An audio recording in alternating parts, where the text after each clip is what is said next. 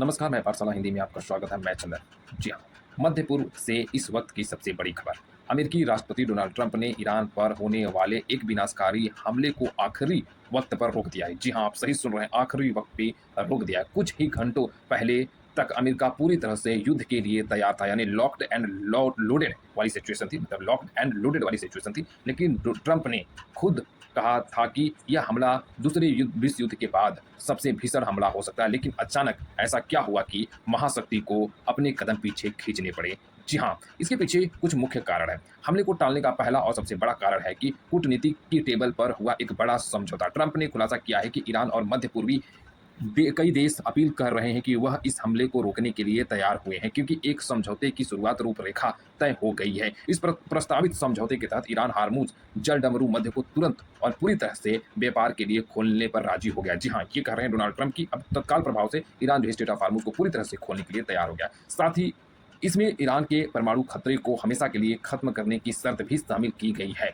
Trump का कहना है कि अगर शांति से बात बन सकती है तो दुनिया में खून खराबे में नहीं ढकेलना चाहते। तो डोनाल्ड ट्रंप का कहना है कि भाई साहब, दुनिया को हम खून खराबे में नहीं ढकेलना चाहते अगर शांति से हो जाता है तो। सऊदी क्राउन प्रिंस मोहम्मद बिन सलमान और डोनाल्ड ट्रंप की फोन पर बातचीत, ग्राफिक और बहुत सारी चीजें आपको देखने को मिली है। दूसरा सबसे बड़ा कारण है खाड़ी देशों का भारी दबाव। जी हाँ, अमेरिका के ऊपर खाड़ी देशों का काफी दबाव है। अमेरिकी मीडिया रिपोर्ट्स जैसे कि एक्सियोन्स के मुताबिक सऊदी अरब के क्राउन प्रिंस मोहम्मद बिन सलमान ने हमले से ठीक पहले ट्रंप को फोन किया और तनाव कम करने की सख्त अपील की।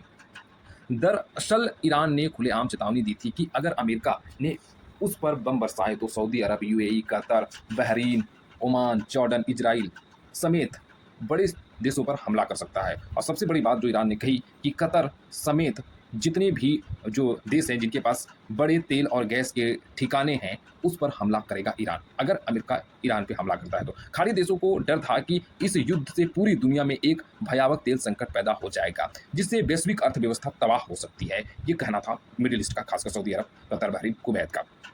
तीसरा और सबसे बड़ा चौंकाने वाला कारण है कि सैन्य रणनीति। अमेरिका सैन्य कमांडर ने चेतावनी दी थी कि अगर युद्ध लंबा खिंचा तो मध्य पूर्व में तैनात अमेरिकी सेना के पास पेट्रियट, इंटरसेप्टर और एयर डिफेंस मिसाइलों का स्टॉक कम पड़ सकता है। इससे वहां पर मौजूद अमेरिकी सैनिकों और इजराइल की सुरक्षा खतरे में पड़ सकती है। ऐसे पेंटागन ने भी रणनीति बदलने की सलाह दी है, थोड़ा बदलाव करने की सलाह दी है पेंटागन ने। फिलहाल ट्रंप ने इस डील को फाइनल करने के लिए ईरान को कुछ समय की मोहलत दी है। ऐसा मोहलत मिला है ईरान को, और कहा है कि सब लोग काम पर लगे हैं और इसे पूरा करें। लेकिन व्हाइट हाउस ने साफ किया कि जब तक समझौता पूरी तरह से साइन नहीं होता, अमेरिकी नौसेना नाकेबंदी जारी रहेगी। देखना होगा कि कूटनीति रंग लाती है या फिर से सिर्फ एक तूफान से पहले की शांति होगी। ये अपडेट आ चुकी है। देखिए भाई साहब, बहुत सारी चीजें हैं, बहुत सारे उतार चढ़ाव हैं। अमेरिका ईरान युद्ध इस समय बहुत ही क्रूशल स्टेज में है। ना तो अमेरिका झुकने के लिए तैयार है, ना तो ईरान झुकने के लिए तैयार है। ईरान जो है वो लगातार कतर, बहरीन, कुवैत, इन सभी देशों पर जो है नजर बना के रखा हुआ है। उनके जो बड़े बड़े रिजर्व हैं, जो तेल के रिजर्व हैं, उन पर